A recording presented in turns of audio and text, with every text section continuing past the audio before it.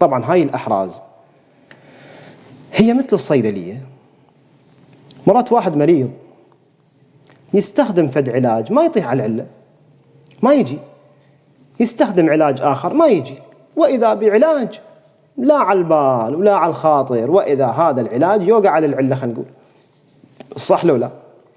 فأنت كل رواية لا تيأس، استخدمها، جربها، ما خاسر خسارة، هو إلك أجر بيها وثواب عظيم، حتى لو لم تقضى الحاجة أنت إلك بيها أجر وثواب. جاي ذكر ألا بذكر الله تطمئن القلوب. هذا العالم ماذا يقول؟ يقرأ ذكر لقضاء الحاجة للنجاة، يقول هذا الذكر كم مرة؟ بعدد البسملة، العدد الخاص بها 786، هذا العدد الخاص بالبسملة. ماذا يقول 786؟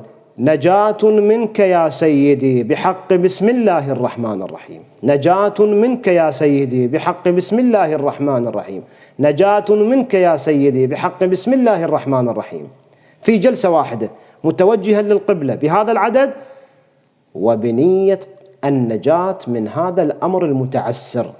فإن الله، يقول هذا العالم، فإن الله سيقضي حاجته.